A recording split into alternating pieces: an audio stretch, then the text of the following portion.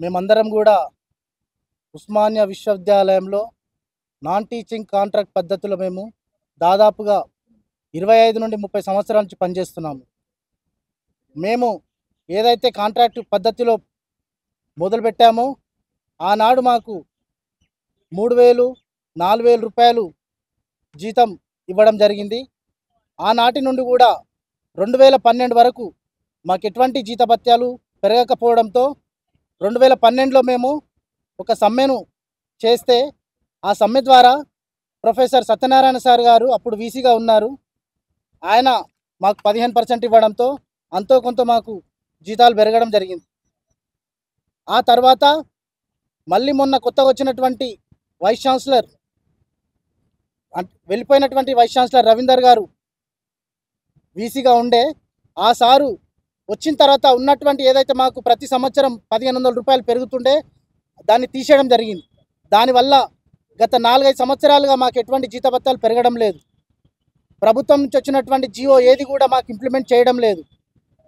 దాదాపుగా ఇక్కడ ఉన్న వాళ్ళందరూ కూడా SC ST BC minority contract పద్ధతిలోనే పనిచేస్తున్నటువంటి వాళ్ళు వీళ్ళందరూ కూడా. కానీ గత ప్రభుత్వం 10 సంవత్సరాలు పరిపాలించి కాంట్రాక్ట్ పద్ధతినే తీసేస్తాము, కాంట్రాక్టు ఉద్యోగులను అందరినీ కూడా రెగ్యులరైజ్ చేస్తాము, ఆ మాటనే వినిపించకుండా చేస్తామని చెప్పి 10 సంవత్సరాలు మభ్యపెట్టి మమ్మల్ని మోసం చేయడం జరిగింది. ఏ ఒక్క కాంట్రాక్ట్ ఉద్యోగిని కూడా పర్మనెంట్ చేయకుండా మా జీవితాల గురించి ఆలోచించకుండా వాళ్ళు వాళ్ళ సొంత రాజకీయాల కోసం మమ్మల్ని వాడుకొని మమ్మల్ని మోసం చేయడం జరిగింది. ఆ విధంగా కాంట్రాక్ట్ పద్ధతిలో పనిచేస్తూ మేము శ్రమ దోపిడికి గురవుతున్నాం. అతి తక్కువ జీతాలతోని మేము బతకలేకపోతున్నాం. ఇప్పుడున్నటువంటి సమాజంలో నిత్యావసర సరుకులు కానీ, ఇల్లు కిరాయిలు కానీ, పిల్లల ఫీజులు కానీ, వాళ్ళ చదువులు కానీ ఏదైనా సరే మినిమం 50,000 రూపాయలు ఉంటేనే ఈ సిటీలో మేము బతకగలుగుతాం. అలాంటిది ఇప్పుడు మేము 20,000 రూపాయలు తీసుకొని ఏ విధంగా బతకాలో ఇప్పుడున్నటువంటి ప్రభుత్వమే కావచ్చు, గత ప్రభుత్వమే కావచ్చు, ఇప్పుడున్నటువంటి మా ఉస్మానియా యూనివర్సిటీ అధికారులే కావచ్చు, ఒకసారి ఆలోచించాలి. మాకు కనీసం 40,000 రూపాయలు జీతం అన్న చేస్తే మేమేదో అంతో ఎంతో బతకగలుగుతాం. కాబట్టి రేపు ఈ సమస్యలను దృష్టిలో పెట్టుకొని రేపు 15వ తారీఖు రోజు పొద్దున 11 గంటల నుంచి అడ్మినిస్ట్రేషన్కి ప్రభుత్వం దృష్టికి పోయే విధంగా ఒక పెద్ద మహార్యాలీని మేము ఏర్పాటు చేశాము. కావున మన ఉస్మానియా విశ్వవిద్యాలయంలో పనిచేస్తున్నటువంటి నాన్ టీచింగ్ కాంట్రాక్టు ఉద్యోగులందరూ కూడా ప్రతి ఒక్కరూ పేరు పేరున వారిని విన్నవించుకుంటున్నాను. రేపు పొద్దున 10:30 వరకు ఆర్ట్స్ కాలేజ్ ముందు సమావేశం కావాలి. ఇక్కడ నుంచి 11 గంటలకు మనం ర్యాలీగా వెళ్ళి మన వీసీ సార్కు ప్రొఫెసర్ కుమార్ సార్ గారికి మనం ఒక వినతి పత్రం అందిస్తాము. తద్వారా అనంతరం మనం టైం స్కేల్ చేస్తే మన జీవితాలు బాగుపడతాయి అని వారికి ఒక మాట విన్నవించుకుంటాము. ఆ విషయాన్ని ప్రభుత్వానికి కూడా చేరే విధంగా మనం అందరం ప్రయత్నం చేద్దామని నేను కోరుకుంటున్నాను. 2013లో స్ట్రైక్ చేసినప్పుడు, 2017లో స్ట్రైక్ చేసినప్పుడు మేము ఎంత స్ట్రైక్ చేసి ఏం చేసినా కానీ ఏదో 1000-1500 పెంచడం జరిగింది తప్ప మా జీవితాలు అనేటివి బాగుపడలేదు. తెలంగాణ ఉద్యమంలో ఉస్మానియా యూనివర్సిటీలో పనిచేస్తున్న నాన్ టీచింగ్ కాంట్రాక్ట్ ఎంప్లాయీస్ ఎంతో శ్రద్ధతో ఎంత అంటే తెలంగాణ ఉద్యమంలో ఏ విధంగా అయితే విద్యార్థులు ఉపాధ్యాయులు పాల్గొన్నారో నాన్ టీచింగ్ కాంట్రాక్ట్ ఎంప్లాయీస్ కూడా అదే విధంగా పాల్గొన్నారు. మేము కూడా దెబ్బలు తిన్నాం, అన్ని తిన్నాం. తెలంగాణ వచ్చింది, చాలా మంది జీవితాలు బాగుపడ్డాయి. మాత్రం ఉస్మానియా యూనివర్సిటీయే లేకుంటే తెలంగాణ వచ్చేదా? ఒక్కసారి ఆలోచించండి. ఉస్మానియా యూనివర్సిటీలో పనిచేస్తున్నటువంటి నాన్ టీచింగ్ కాంట్రాక్ట్ ఎంప్లాయీస్ యొక్క సహాయ సహకారాలు లేకుంటే ఈ విద్యార్థులు ఉపాధ్యాయులు ఎక్కడ?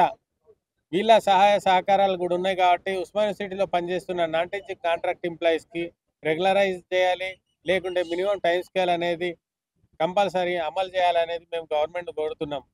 లాస్ట్ టైం 2018లో తిరుపతిరావు కమిటీ వేసినప్పుడు కూడా టీచర్స్కు టీచర్ సపోర్ట్తోని టీచర్లకు శాలరీలు పెంచడం జరిగింది తప్ప నాన్ టీచింగ్ కాంట్రాక్ట్ ఎంప్లాయీస్కు మొండి చేయి చూపెట్టడం జరిగింది. ఏ జియో వచ్చినా కానీ యూనివర్సిటీ అటానమస్ కాబట్టి యూనివర్సిటీకి ఇంప్లిమెంట్ చేయడం లేదు. మేము దేనికి వ్యతిరేకం కాదు. మేము ఇన్ని సంవత్సరాల నుంచి పనిచేస్తున్నాం, మాకు క్వాలిఫికేషన్స్ ఉన్నాయి, అన్నీ ఉన్నాయి.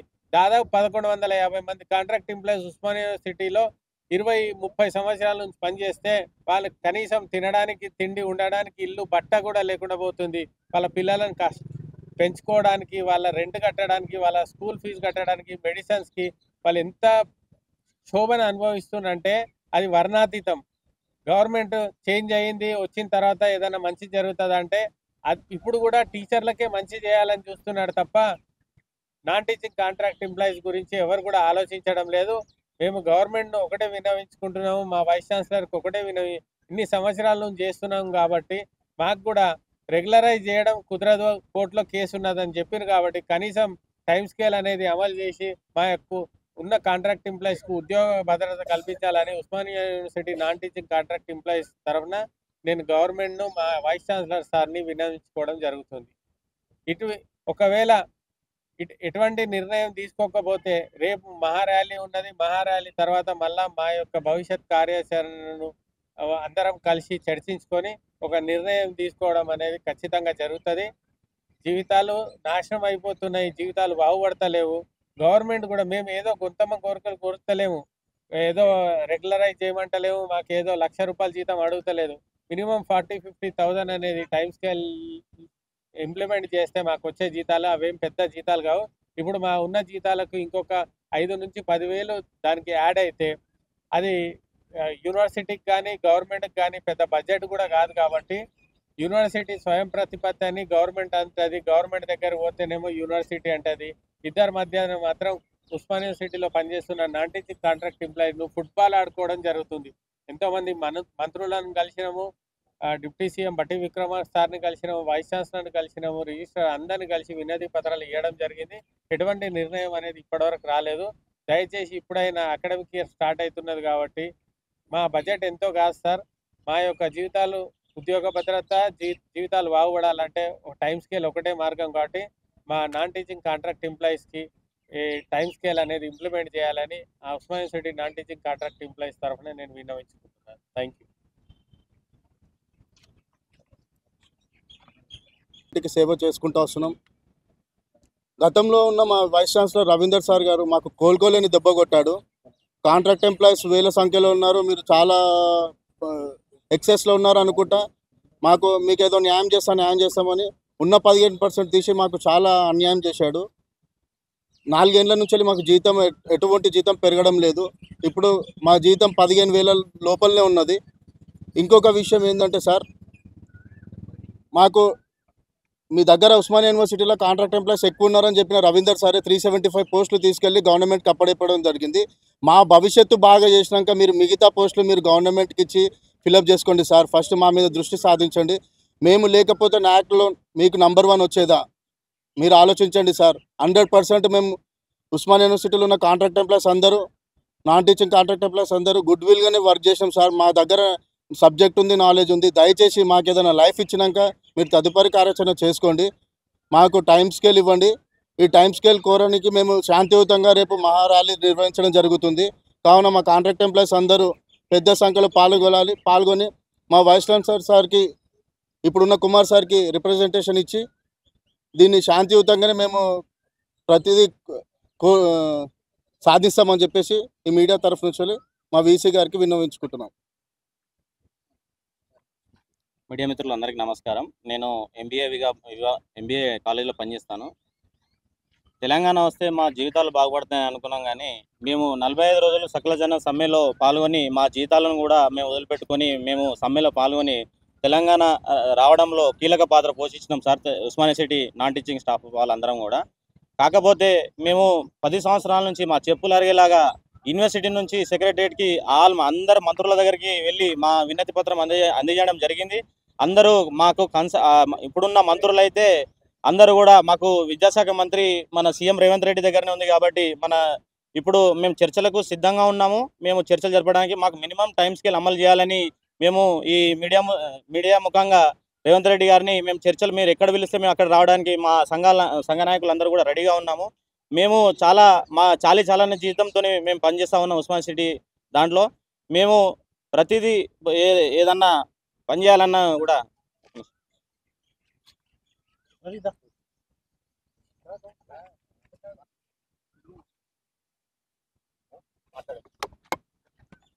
యూనివర్సిటీ లైబ్రరీ ఎంప్లాయీని గత 13-15 సంవత్సరాల నుంచి ఉస్మానియా యూనివర్సిటీలో నాన్ టీచింగ్ ఉద్యోగిగా పనిచేస్తున్నాను.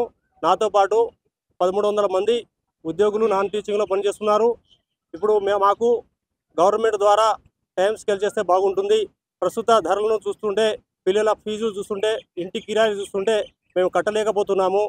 ఒక్క నాన్ టీచింగ్ ఉద్యోగి కూడా ఇప్పుడు కాంట్రాక్ట్ ఉద్యోగులు ఎవరి ముఖంలో చూసినా సంతోషం అనేది లేదు. చాలా బాధాకరంగా ఉద్యోగం చేస్తున్నాము. మేము వెట్టి చాకరీ చేస్తున్నాము. పై అధికారులు చెప్పినట్టు పని చేసుకుంటున్నాము.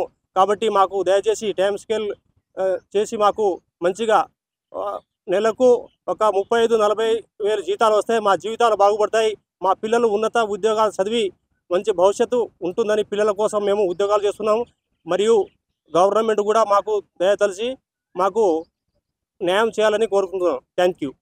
అందుకు అనుగుణంగా ప్రభుత్వాన్ని మేము ఒకటే విన్నవించుకుంటున్నాం. ఏంటంటే 18 సంవత్సరాలు 20 సంవత్సరాలు చేస్తున్నాం కనుక సర్వీసు, మా సర్వీసులను ఇప్పటికైనా ఇమీడియట్గా గుర్తించి మాకు న్యాయబద్ధంగా ప్రభుత్వం ఏదో విధంగా మాకు న్యాయం చేయగలుగుతుందని మేము ఆశాభావం వ్యక్తం చేస్తున్నాము. Thank you. గత 30 సంవత్సరాల నుంచి పనిచేస్తున్నాము. గత ప్రభుత్వం తెలంగాణ ఫస్ట్ ఉస్మానియా సిటీ అంటే ఉద్యమాల గడ్డ. ఇక్కడ నుంచి మనం తెలంగాణ సాధించుకున్నాము. తెలంగాణ సాధించుకోవడానికి కారణాలు కూడా మెయిన్ ఉద్యోగాలు, నీతులు, నియామకాలు ఇవే ఉంటాయి. వచ్చినాక మా జీవితాలు మారుతాయి అనుకున్నాం, కానీ గత ప్రభుత్వం మమ్మల్ని మోసం చేసింది. ఇదిగో తీపి కబురు, అదిగో తీపి కబురు అని చెప్పి లాస్ట్ మూమెంట్ వరకు మాకు చెప్పి మోసం చేసింది. అందుకనే మేము ఈ ప్రభుత్వాన్ని ఎంచుకున్నాము, తెప్పించుకున్నాము. మన గౌరవ ముఖ్యమంత్రి రేవంత్ రెడ్డి గారు ద్వారా మాకు న్యాయం జరుగుతుందని ఎంతో హోప్తో ఉన్నాము, ఎంతో భరోసాతో ఉన్నాము. మా ప్రయత్నాలన్నీ మేము సెక్రటరియట్కి వెళ్ళి చేయాల్సిన ప్రయత్నాలు మేము చేశాము. హైయర్ ఎడ్యుకేషన్కి వెళ్ళి చేయాల్సిన ప్రయత్నాలు మేము చేశాము. ఇక్కడ మా వీసీ సార్ కూడా మాకు సానుకూలంగానే ఉన్నారు. మీకోసం నేను ఏదైనా చేయనీకి ఎప్పుడైనా సరే రెడీ ఉంటానని చెప్పారు. ఎప్పుడైనా కానీ మాకు వ్యతిరేకంగా ఎప్పుడు ఉండలేదు సారు. ఆయన కూడా గవర్నమెంట్లో ట్రై చేస్తున్నా అని చెప్పారు. సార్ ట్రై చేస్తున్నాడు, మేము ట్రై చేస్తున్నాము. అన్ని విధాలుగా అన్ని మాత్రం కలిసినా కూడా మా ప్రాబ్లం సాల్వ్ అవ్వట్లేదు. అసలు మా ప్రాబ్లం అనేది మన ప్రియతమ నాయకులు మన ముఖ్యమంత్రి గారి దగ్గరికి వెళ్ళిందా లేదా అనేది కూడా ఒక ప్రశ్నలాగా అయిపోయింది మాకు. అసలు సార్ విన్నారా, ఆయన దృష్టిలో ఉన్నదా అని కూడా మాకు తెలియట్లేదు. అందుకోసం కూడా ఈ మీడియా పాయింట్ అనేది ఇప్పుడు మేము పెట్టుకొని డైరెక్ట్ సార్కి వెళ్ళే విధంగా ఇది ఒక ప్రయత్నం చేస్తున్నాము. మేము గవర్నమెంట్కి వ్యతిరేకం కాదు, ఇవన్నీ చేసేటి దాంట్లో యూనివర్సిటీకి వ్యతిరేకం కాదు. మా సమస్య అనేది ఎట్లా సాల్వ్ అవుతుందో అట్లా సాల్వ్ చేయమని కోరుతున్నాం. మీరు ఇప్పుడు ఐఏఎస్లు ఉంటారు, మీ కింద అందరు ఉంటారు. ఇది పెద్ద ఏమంటారు, పెద్ద సమస్య కాదు సాల్వ్ చేయడానికి. ఏమన్నా కావాలంటే సలహాలు అని కూడా మా తరపున మేము యూనివర్సిటీ లెవెల్లో ఎట్లా చేయొచ్చు అని చెప్పని కూడా మేము రెడీ ఉన్నాం. చర్చలకు పిలిస్తే రావడానికి రెడీ ఉన్నాం. గవర్నమెంట్లో మన సీఎం రేవంత్ రెడ్డి సార్ గారు కొంచెం మా బాధలన్నీ వినండి. చాలా బాధలో ఉన్నాం, చాలా దుఃఖంలో ఉన్నాం. కాంగ్రెస్నే నమ్ముకొని ఉన్నాం, ముఖ్యంగా మిమ్మల్ని నమ్ముకొని ఉన్నాం సార్. మీ దాకా మా వాయిస్ వస్తుందని అనుకుంటున్నాను నేను ఈ మీడియా పాయింట్ ద్వారా. దయచేసి మా ప్రాబ్లం సాల్వ్ చేయండి సార్. చాలా హోప్తో ఉన్నాం సార్. మా వీసీ సార్ కూడా మాకు సపోర్ట్గానే ఉన్నారు సార్. మేము మంచిగా పనిచేస్తున్నాము. ఇక్కడ ఏ ప్రాబ్లం లేకుండా యూనివర్సిటీకి అన్నిట్లలో మంచి పేరు తెస్తున్నాము. మల్టీ టాస్కింగ్ చేస్తున్నాము, కానీ తక్కువ జీతాలు తీసుకుంటున్నాము. మొన్న వచ్చినారు 370 మెంబర్స్ని. అసలు మా ప్రాబ్లం సాల్వ్ చేసిన తర్వాత వాళ్ళని తీసుకురావాల్సిండే. ఆల్రెడీ మేము ఇన్నేళ్ళ నుంచి పనిచేస్తున్నాం. మాకు దారి చూపించినాక వాళ్ళని తీసుకొస్తే బాగుండు సార్. కానీ ముందే వాళ్ళని తీసుకొచ్చినారు. మీకు ఏం కాదని చెప్పినారు గత వైస్ ఛాన్సలర్ గారు. మేము నమ్మాము, మోసపోయామనిపించింది. ఇప్పుడు మాకు ఏం అర్థం అవ్వట్లేదు. మళ్ళీ ఇంకా రిక్రూట్మెంట్ చేస్తా అంటుంటే గవర్నమెంట్లో కూడా మళ్ళీ మా పరిస్థితి ఏంది, మా జీవితం ఏందని చాలా బాధలో ఉన్నాం, చాలా టెన్షన్లో ఉన్నాం. కొందరు ఎంప్లాయీస్ అయితే ఇక లైఫే పోయింది అన్నట్టు వేరే ఆలోచనలో ఉన్నారు సార్. కొంచెం దయచేసి మా బాధ వినండి. సొల్యూషన్ మీరు అనుకుంటే పెద్ద సొల్యూషనే కాదు సార్, అది చాలా సొల్యూషన్స్ ఉన్నాయి. మీ లెవెల్లో చేస్తారా, మమ్మల్ని పిలిచి ఏమన్నా అడుగుతారా, మళ్ళీ మీరు ఏమనుకుంటారా అని మేము రెడీ ఉన్నాం సార్. మీ ద్వారా మా ప్రాబ్లమ్ సాల్వ్ అవుతాయని కోరుకుంటున్నాం సార్. Thank you sir.